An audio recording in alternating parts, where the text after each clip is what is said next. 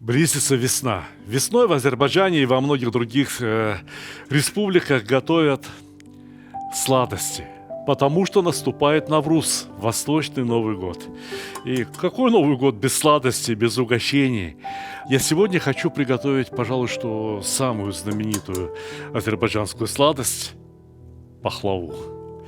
Посмотрите, рецепт может показаться сложным, особенно тем, кто только начинает увлекаться кулинарией. На самом деле все очень просто.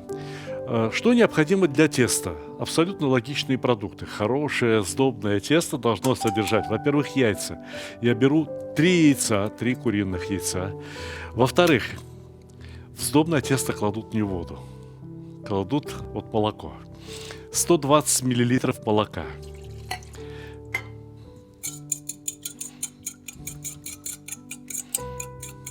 Щепотку соли, несмотря на то, что готовят, в общем-то, сладкий пирог с начинкой из орехов. Что, как еще иначе обозначить пахлаву? И сметаны. Столько же, сколько и молока. 120 мл. Ну, в принципе, не знаю, может быть, можно было бы взять сливки.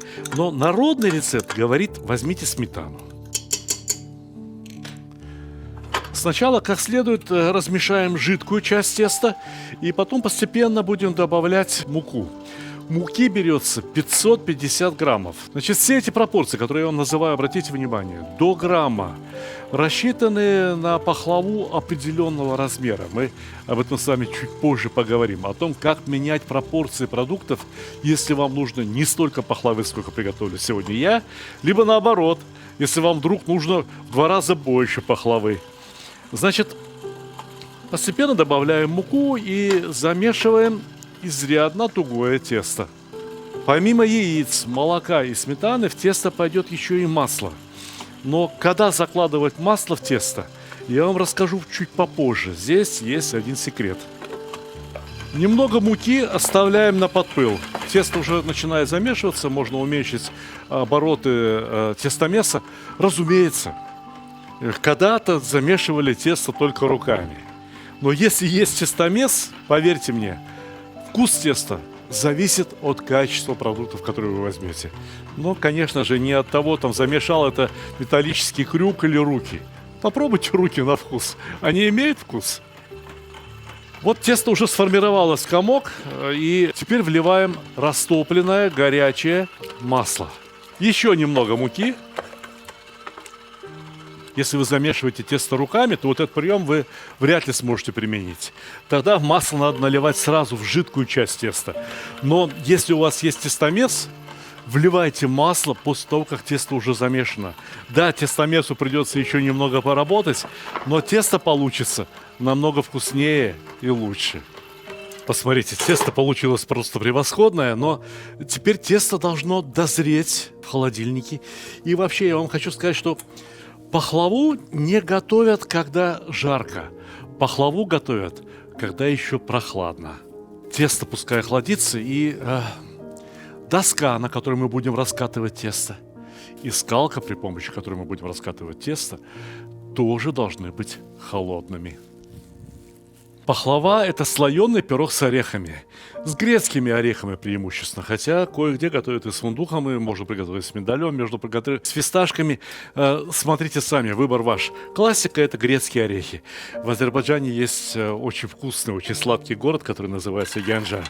И там пахлаву готовят с очищенными орехами. Не то, что скорлупу с них сняли, но еще вот эту кожицу. Орехи распаривают и потом аккуратно ножичком девочки по вечерам сидят и очищают каждое ядрышко ореха, чтобы оставался идеальный белый орех. Можете себе представить такое трудолюбие?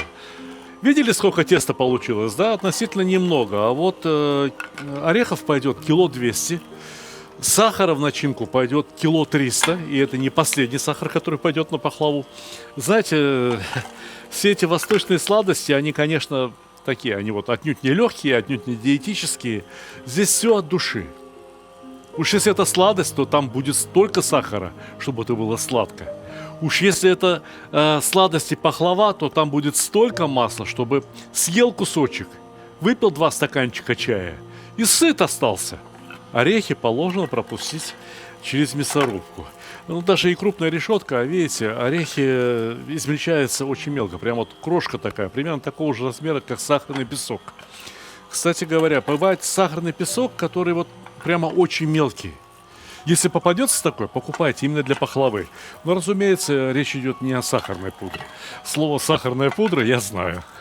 Орехи перемолоты, и, казалось бы, можно смешать с сахаром, и начинка готова. Но нет. Пахлава – это Восток. На Востоке без специй ничего не готовится. Значит, кардамон. Вы знаете, что такое кардамон, да? Некоторые любят с ним заварить кофе. Найдите хороший свежий зеленый кардамон. И пересыпьте его в ступку. Сначала при помощи пестика разломайте скорлупки. Там внутри сидят семена кардамона. Именно они нам и нужны, а вот эти скорлупки придется отделить.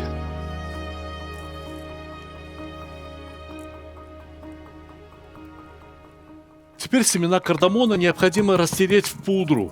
Возможно, вам поможет немного сахарного песка. Вот просто добавьте его, и растирать семена станет легче.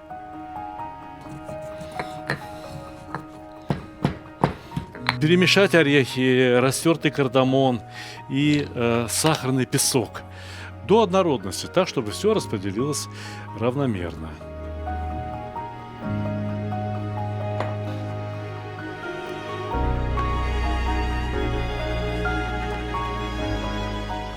Все готово. Где доска для раскатывания теста? Где сковородка, на которой мы будем выпекать пахлаву? Тесто остыло. Доска остыла, а вот масло должно быть горячим. Топленое масло, которым сейчас необходимо смазать форму, в которой мы будем выпекать пахлаву. Вниз в основание, как видите, я масла не пожалел, так надо. Вот это тесто необходимо разделить на 11 частей. Это норма, понимаете?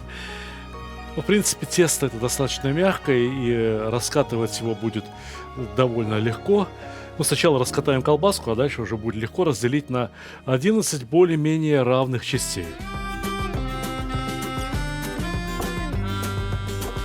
Лишние сочни лучше сразу убрать в пакетик, чтобы тесто не сохло, иначе его будет трудно раскатывать. Ну, здесь уже, наверное, ничего рассказывать не нужно. Берем скалку и вперед, очень тонко. Необходимо растянуть тесто на весь этот лист. Подпыляйте тесто мукой, ничего страшного не произойдет. И раскатывайте, постарайтесь, чтобы тесто получилось более-менее ровным, чтобы оно смогло закрыть весь этот лист. Понимаете, в чем отличие этого теста от любого другого? Видите, как тонко оно раскаталось? Уже сквозь него видно доску, на которой мы его раскатывали. Ну а теперь аккуратненько на скалку и переносим на форму для запекания. Я взял прямоугольную форму для запекания, несмотря на то, что в Азербайджане чаще используют вот такие огромные подносы-сковородки. Называются они по-азербайджански меджмаи, 60 сантиметров в диаметре.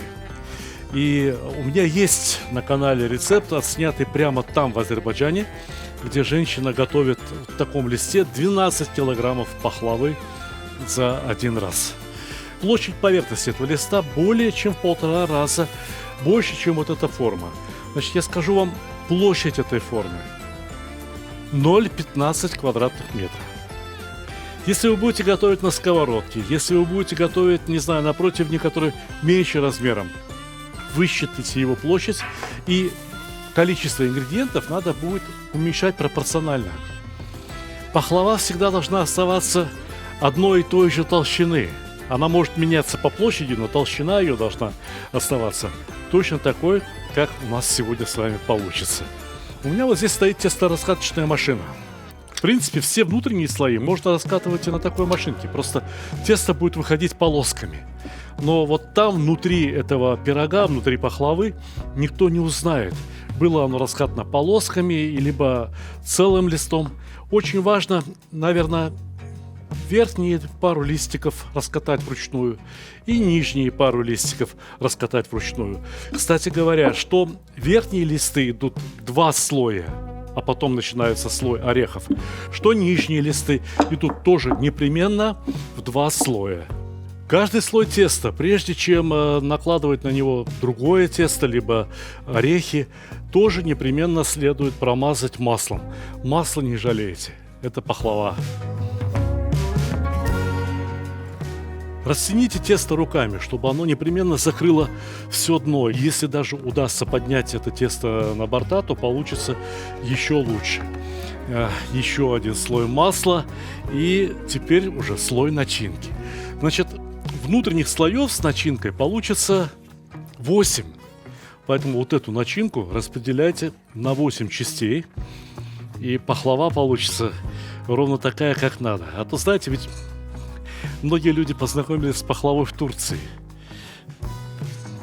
Турки хорошие люди, но на пахлаве, прямо скажу, экономят. В Азербайджане все не так. Здесь уж пахлава так пахлава. Здесь ничего не экономят. 4, 2. Вот это 1/8 часть. Распределяем, слегка утрамбовываем начинку. Она должна лежать достаточно плотно. Ну вот так. И следующий лист. Давайте проголосуем. Раскатывать ли все листы скалкой или все-таки воспользоваться тесто-раскаточной машинкой.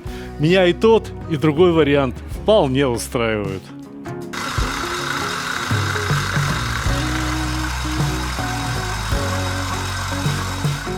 Начинка уже вся уложена в форму, и осталось устроить 2 верхних листа. Разумеется, между собой эти 2 листа тоже должны иметь слой топленого масла.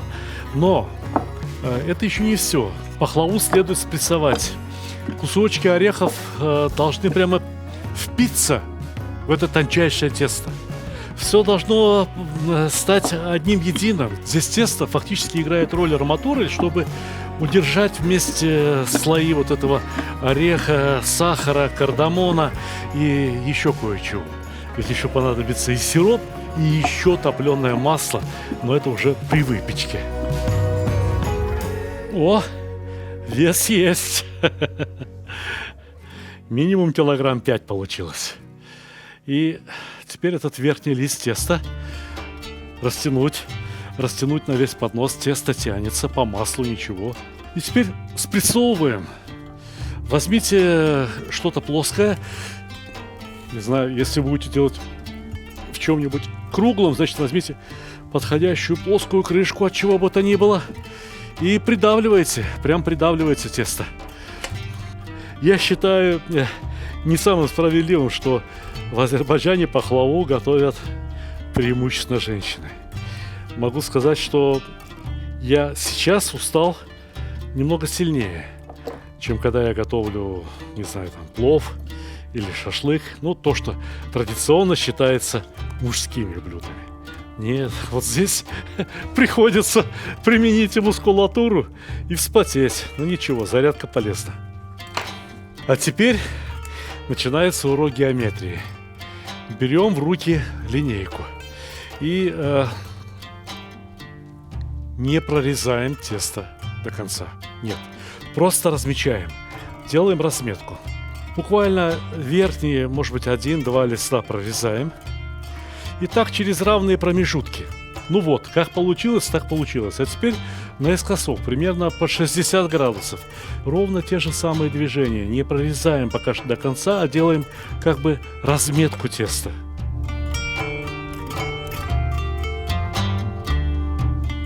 В Азербайджане прямо из шафрана, то есть вот из пестиков, этих тычинок крокуса, варят варенье. Разумеется, их варят в сиропе, и получается такая очень густая краска.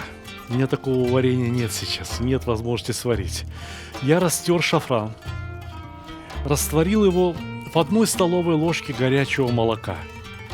И в это горячее молоко мы добавили 1 куриный желток. И вот этой получившейся смазкой, краской я покрываю пахлаву. Посмотрите, как это красиво. Значит, 1 желтка и столовой ложки молока хватило, чтобы покрасить пахлаву, но нам понадобится еще сироп. Сюда в воду я положил мед, старый засахарившийся мед, но надо добавить и обычный сахар. примерно вот так. И пусть сварится, пусть растворится. Этот сироп нам понадобится при выпечке пахлавы. А пока идите сюда. Самое интересное. Вот у меня есть очищенный миндаль. Его ошпарили, дали полежать в воде горячей, и потом сняли с него всю шелуху. И теперь вот эти миндалинки раскладываем, прилепляем. Вот это как раз яичный желток, молоко, шафран. Все сработает как клей. Прилепляем на каждый кусочек пахлавы сверху. Ну как? Красиво? А теперь прорезаем до конца. Теперь нам есть во что упереться. Держимся за миндалинки и прорезаем тесто до самого конца. Осторожно, чтобы не разрушить вот эти сегменты пахлавы. Чтобы нож не лип к тесту и к начинке, смачивайте его кончик в топленом масле. Все равно топленое масло сюда еще лить долить. Ну вот, с маслом-то режется, конечно. Вот как по маслу. Ну вот, пахлава подготовленная, можно отнести ее в духовку, чтобы выпекать. Хотя в Азербайджане, если говорить по-настоящему, пекут пахлаву на углях. Хотите посмотреть как? Загляните в описание к этому ролику, там есть ссылка.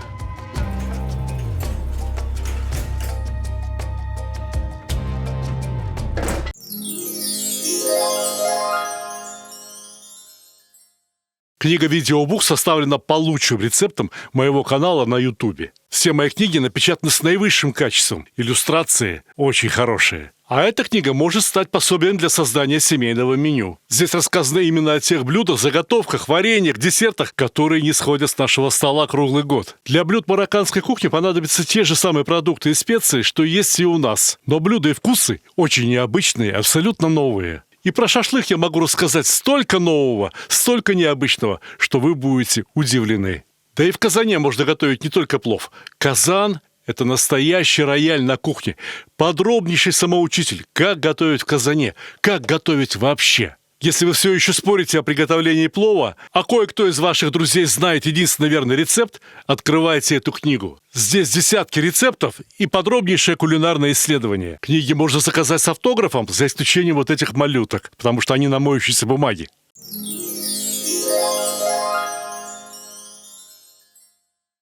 Первые 15, может быть, минут в духовке 150-160 градусов. А потом убавляйте вплоть до 120. И когда вот пахлава начнет румяниться, здесь самое время для второго, очень-очень важного этапа. Еще раз делаем прорез, углубляем его, аккуратненько, осторожненько, и проливаем в эти прорезы разогретое топленое масло и очень много сахарного сиропа. Все по очереди. Смотрите внимательно.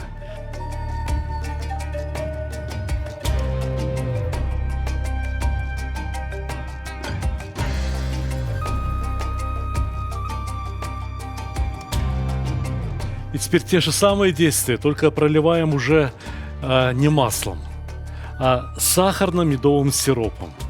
Значит, сахар и вода примерно 1 к 1. Меда столько же, сколько сахара. И в то время, когда будете вот кипятить, добавьте немного лимонного сока, либо даже можно взять лимонную кислоту. В этом случае сироп не будет засахариваться. Он останется густым, но жидким. Понимаете, консистенция такая у него будет особая. Следует иметь в виду еще одно. Сахар, который содержится вместе с орехами внутри пахлавы, он ведь у нас был практически в сухом виде. И сейчас вот этот сироп, не случайно его наливают столько много, должен растворить этот сахар. И сироп в результате нагрева станет еще более густым. Вот прям как карамель. Как проверить, как узнать, готова ли пахлава, вот пока она будет там стоять в духовке? Вот сейчас пахлаву трогаете сверху и чувствуется, что она внутри жидкая. Готовая пахлава становится более упругой внутри, почти что твердой. Значит, еще минут 30-40 выпекания при температуре 120-130 градусов. Разумеется, сразу после выпечки пахлаву разрезать нельзя. Ей следует дать остыть. Если время года более-менее теплое, то прямо она вот ночь должна выстоять. Ну а когда холодно, вынеси на холод. Вот тебе и готова пахлава. Ну что, попробуем достать, попробуем разрезать. Очень ответственный момент, очень ответственный момент. Пожалуйста, пожалуйста, полюбуйтесь. И вот, пахлава к чаепитию готова. Приятного вам аппетита!